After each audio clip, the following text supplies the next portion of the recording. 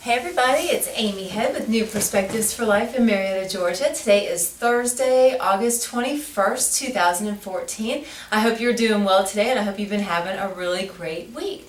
I wanted to spend just a couple minutes sharing some thoughts around communication today. That seems to have come up a lot this week in the news, as well as sort of in my work that I'm doing with my clients and my colleagues, and possibly even in your life as well. But the idea about communication and what really is effective communication. How do we communicate so that it is heard, so that it has some purpose towards resolve or resolution? How do we communicate effectively?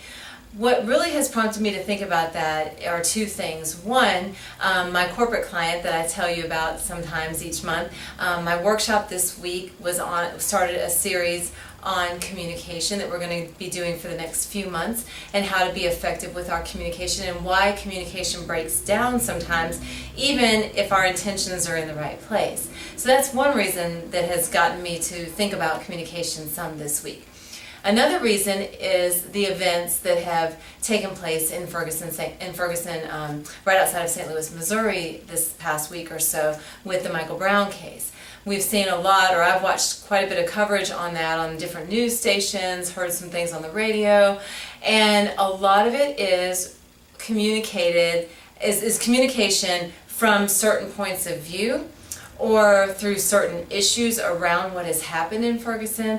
And the communication has been very, very interesting to listen to and observe. So in thinking about all of that, it's really kind of hit home again how important it is to have skills towards effective communication.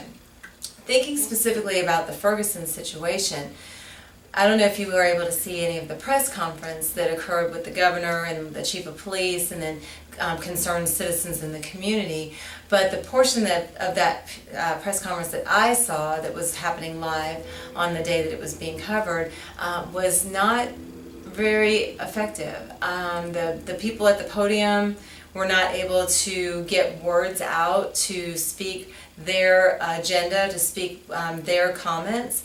The people, the community folks that were in the audience were not able to be heard in an appropriate way. They were not able to get their points across, and it was just kind of this battle that really had no structure around it and really was kind of combative. It was just a lot of venting. It was a lot of trying to hold people back to get points out that needed to be said, and really you could see so many agendas at play.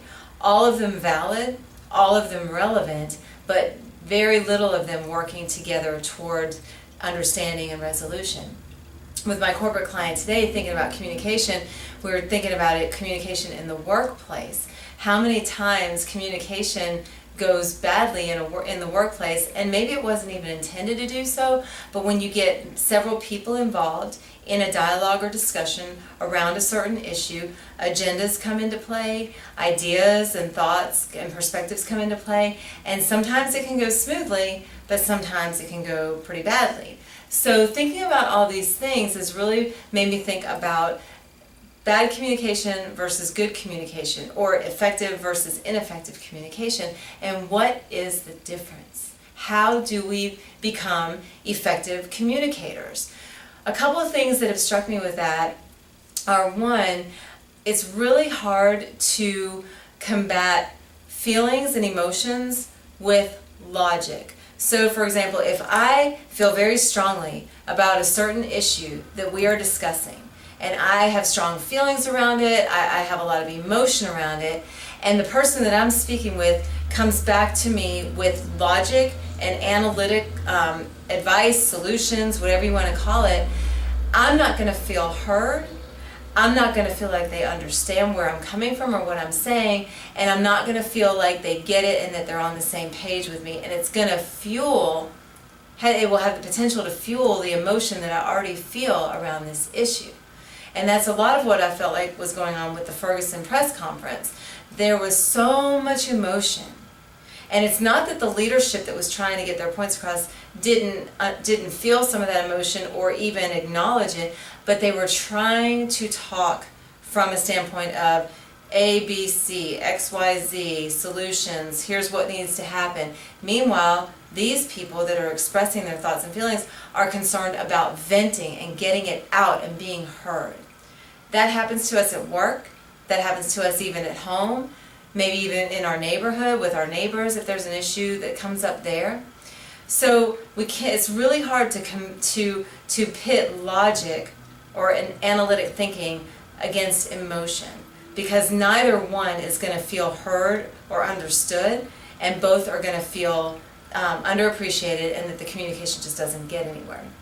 The other thing that I think comes up is that, and it kind of goes along with what we just mentioned, there are many agendas at play in any communication that we are involved with. Whether a telemarketer, you're on the phone with a telemarketer, whether you're parenting a child, whether you're talking to an aging parent, whether you're having a marital conversation, whatever it is, there are always going to be multiple agendas at the same time.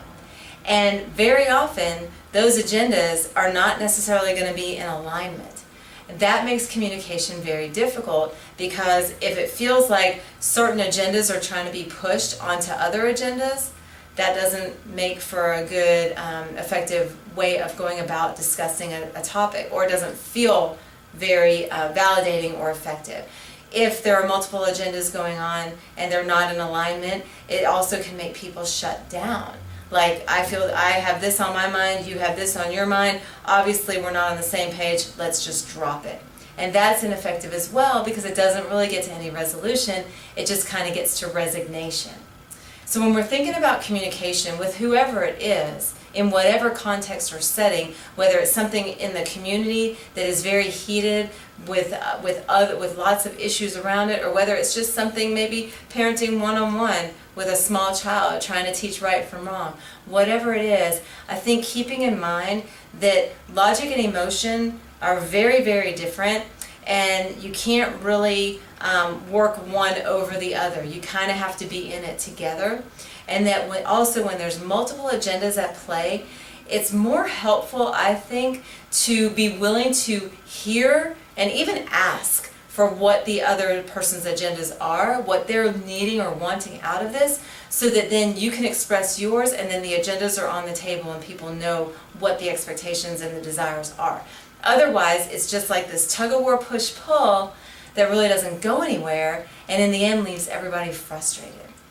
I hope that's helpful as you're thinking about your communications with other people this week. If you've been in some confrontations, if you've been in some ineffective communication modes this week, maybe this can help tweak some of that to make it more effective in the coming days.